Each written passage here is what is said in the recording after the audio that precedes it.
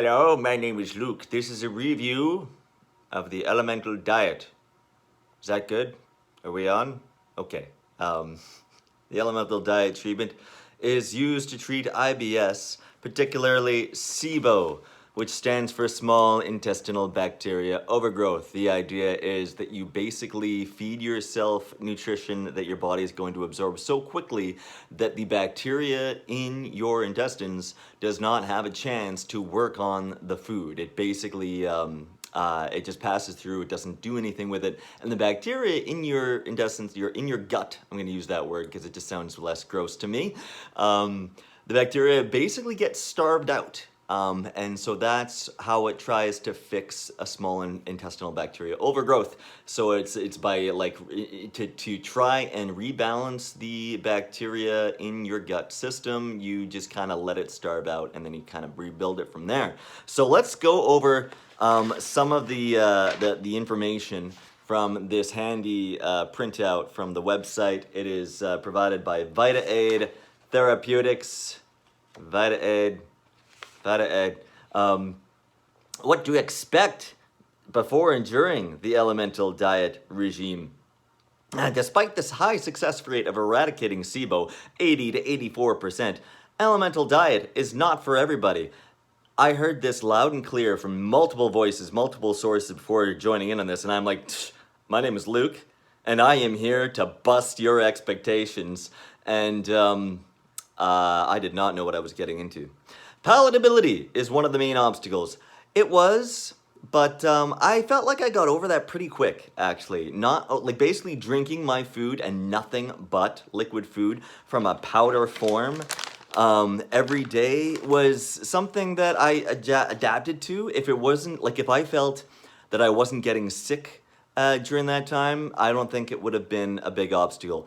I do recommend the dark chocolate flavor myself. That's what I got, and I found that was far better than the vanilla. I did not try the keto flavor. And what I would do is I would take some MCT oil, which is basically a form, just a different form of coconut oil, because I didn't like getting coconut taste with every dose every day. And so I'd add the oil, and then I'd add some mint oil to that as well. And I think that was it. And then the powder and water. Cold water works way better than warm water. I tried doing it in decaf coffee, because you can have that as well. That's like basically the entire list of everything I had for 3 weeks while doing this. Decaf coffee, the powder that comes in this package, and coconut/MCT oil and mint oil. There might have been something else. Don't use margarine if I gave you that impression. Anyway, I think that was it. The mint oil helps with digestive issues, bloating, cramping, pains, and diarrhea. Maybe, I think it does. It helps with the flavor. I liked I used a food grade mint oil. I know some people say that they will use mint oil from aromatherapy stuff and just digest that as long as you dilute it. And I'm like, well, I'm not gonna recommend that to anybody because there are risks involved. Nobody who's like professional and has to be accountable to anybody recommends that advice. Take food grade mint oil. You can get it by ordering it at food health stores or just buying it off the shelf if they have it there. And pharmacies, I used to order it through pharmacies. So yeah, mint oil is a good thing to add. The coconut oil/MCT oil is a really good thing to add because it adds more calories. One of the biggest things I dealt with was a lack of energy, calories, and weight loss. But I'll get into that more as I go down this list. The mundane nature of the treatment. Yes, it is mundane, but hey, I live a life. I can cope. Weight loss may happen if caloric requirement, i.e. 1,800 to 2,000 calories, is not met. You take 4 or 5 of these shakes in a day, which is about the most that anybody can do generally. The most. Because, yeah, I don't know why. You just trying to pack it in more than that is not a great idea. Will not get you to that level of calories. If you add the coconut oil in, then yeah, you can get pretty close. But still, for me, diarrhea, weight loss, plenty of it. Herxheimer reaction, aka die-off reaction, may occur during the treatment. Common symptoms may include headache, chill, fatigue, muscle ache, low-grade fever, hypotension, and anxiety. Yes to all of those. Although really, what I dealt with was chill and fatigue due to the lack of energy, basically. I like when I'm doing poorly with IBS, regardless of what treatment or whatever I'm doing of any kind, when I'm doing poorly health-wise, what happens to me is I lose weight, and if I start getting diarrhea due to that, which is especially if I'm ill, taking antibiotics or taking this treatment, I get diarrhea, and I find that my energy is so low that I only allow myself to eat every 3 hours generally, because that way it gives the body that time to reset and go through the full digestive cycle, very important. And I found that while on this treatment, I had to tighten that. If I'm doing well, I can go 3.5, 4 hours and I don't get lightheaded and like completely out of it. Whereas if I'm not doing well, yeah, it has to be a little tighter. With this, I was down to like 2.5 hours. Like, oh man, it's like I'm setting a timer. Like, am I ready for another shake yet? I need some freaking energy. And I literally would be like, okay, layer up, put on more sweaters, wear the toque. I'm going to bed with a hot water bottle, a bed heater, and long johns and long sleeve pants, pajamas, and a shirt, and a long sleeve shirt, and a toque, and a frickin' duvet, and I am still having a hard time keeping warm. Hence the hot water bottle. Yeah, it was insane. And every 3 hours, I would be layering back on, and then I would have the shake, and then I would layer back down again because I'd be getting warm enough to get too warm. I didn't want to get too warm. And then about an hour before I'd have another shake, I'd start layering back up again. It was just like a constant cycle. I even made like a little sine wave for my coworkers at work to know, hey, this is what it's like for me right now. 10 o'clock I eat, I'm already low. At 10:30 I'm doing a little better, and it's like, just in case you want to know how my life is. Decrease in stool volume frequency. Well, yeah, you're taking nothing but, you're not eating any kind of fiber. They don't even recommend taking supplements of any kind, non-essential things like, I wouldn't say non-essential medications, I'd say non-essential supplements. Medications you obviously need to stay on if your doctor has prescribed you with medications. Don't go off of that just because some naturopath tells you, hey, try this out, or a dietitian. And so stay on your medications if you're gonna do this treatment. So where was I? I need to eat again. It's been over 3 hours for me. It's been over 3.5 hours, but I'm doing a little healthier. But I figured I'd just whip this video out. Yeah, I found my stool decrease in volume over the first week, and it actually was doing okay. I'm like, this is fine. My body is like getting used to having less there, and I'm doing okay. And then after that, the diarrhea started, and the frequency was pretty often. It's just the volume was small, and it was gross. Let me tell you, liquid and gross. Yeah, helpful tips to support patients while on elemental/keto elemental nutrition. Prepare the patients with realistic expectations of the taste. Never expect them to be delicious. Ask the patients to determine if the flavor is acceptable or not. Cold ice water may improve the palatability of the sweet flavors. Yes. While warm hot water may help with the savory flavors. That would be like the keto, it's like a spicy Thai soup flavor is the keto one, and I never tried it. I'm like, you guys couldn't get vanilla right. I'm not going to try the weird one. Once I got to the second flavor that I tried, which was the dark chocolate, I'm like, yes, we'll make this work. Sip the smoothie slowly over 30 to 40 minutes. Yes, I would do that. I followed that. I don't think it's a good idea to pound this thing back. To help minimize the symptoms associated with blood sugar spikes. Yeah, nausea, headache, fatigue, thirst, irritability.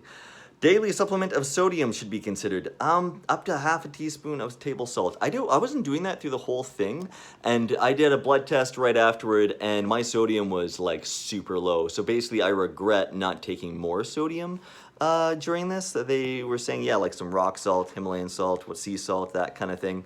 And that can go right in the smoothie. I mean, a little bit of salty chocolate is not a bad thing. If you've ever had salted chocolate, it's pretty darn good. Can be accompanied by intermittent fasting, i.e., that's the kind of thing where it's like you, like what I do, where I eat every 3 hours, which is like a very tight time frame. Some people will go 4 hours, some people will only eat during a 12-hour span or 8-hour span, and the rest of the time of their day they are not eating anything. I found that I just needed the calories so bad, I was just taking as many of these as I could. The migrating motor complex, MCC, that's what the intermittent fasting that I like, that's why I do it. That's why I would recommend it to people. That's the process of your digestive system going through its whole deal. Help patients to see the elemental diet as a break for the body, i.e. less digestive load, reduced inflammation, and mind, i.e. less anxiety associated with symptoms or food triggers. Yes, in fact, take time off.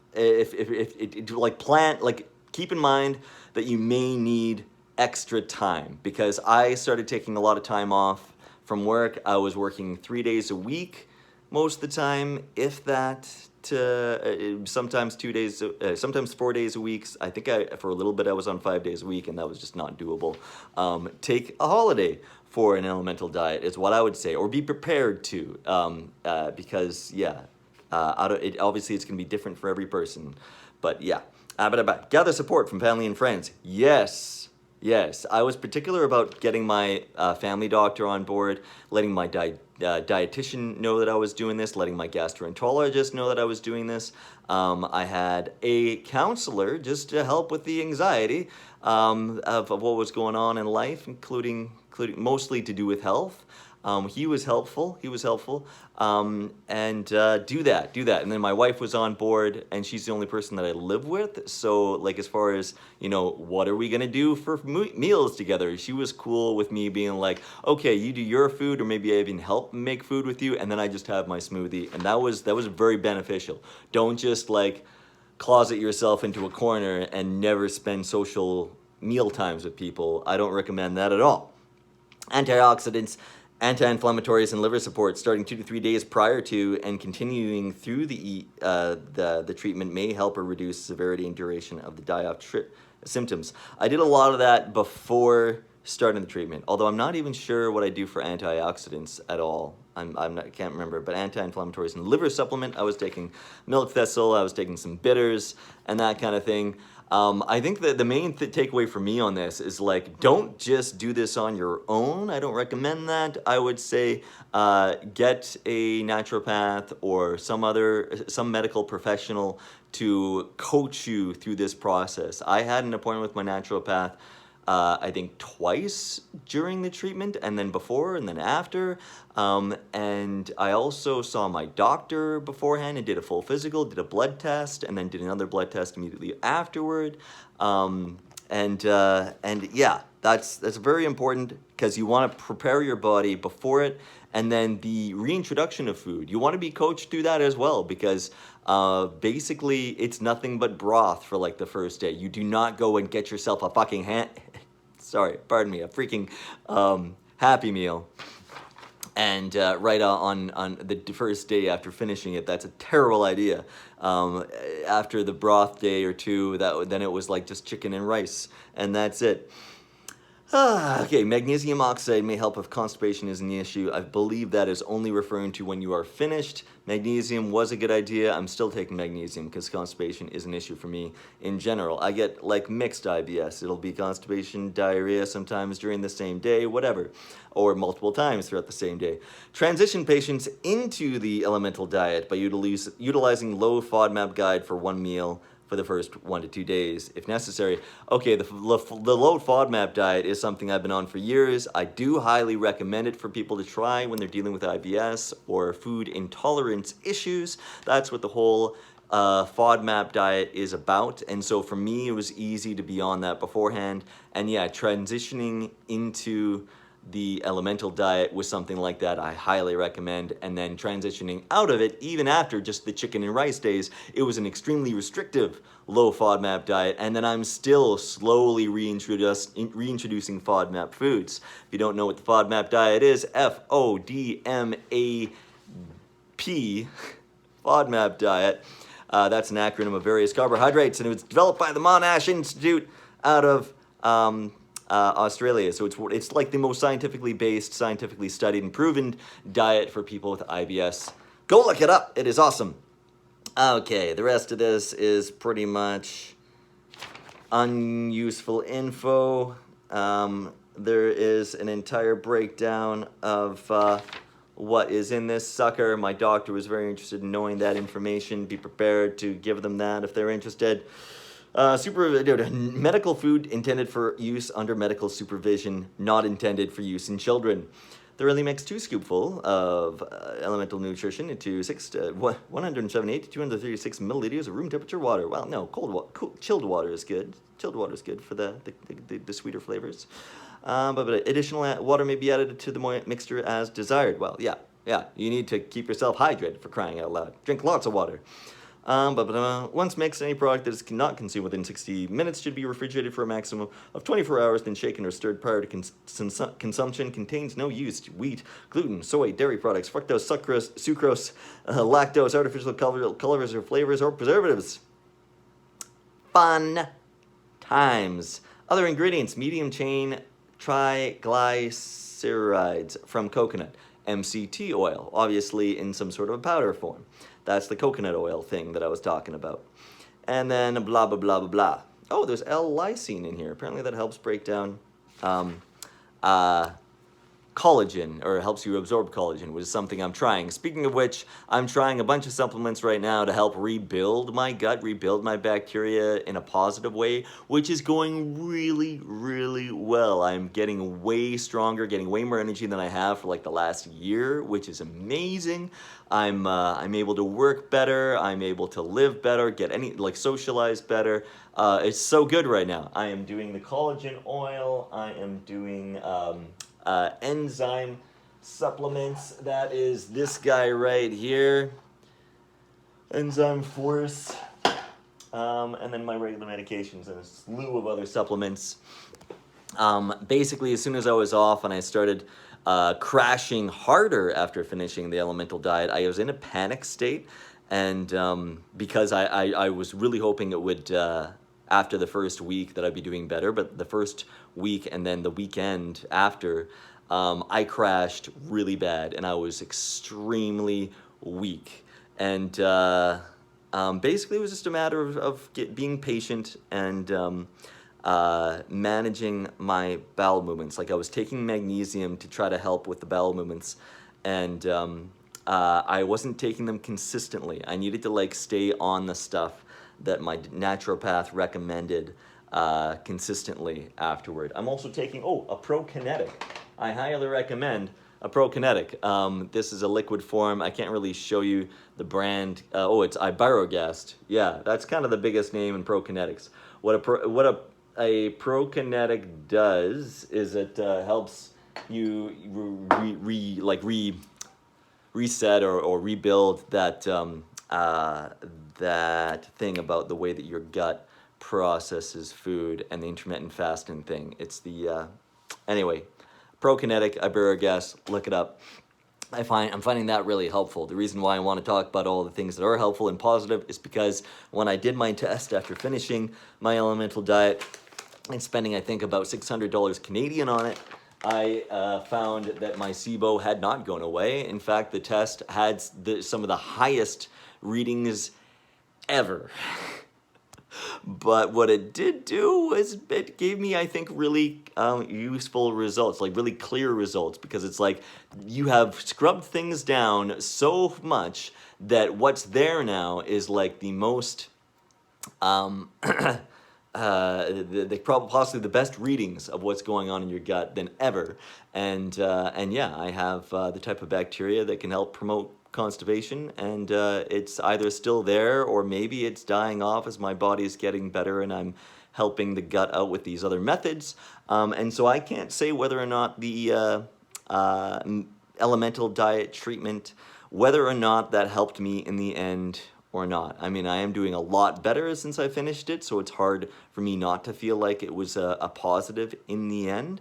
But maybe if I just started doing the rebuilding stuff rather than taking antibiotics and all these things to try to reduce things, I was taking a herbal antibiotic for quite a long time before starting this.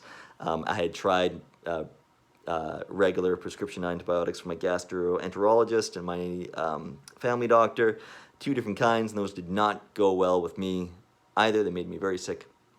And the natural antibiotic also made me sick. It was a little easier, but you have to take it longer, so it was not fun. And yeah, all these things was not easy to do. Right now, supplements for rebuilding the stuff, much easier to do. That is my full review on the elemental diet.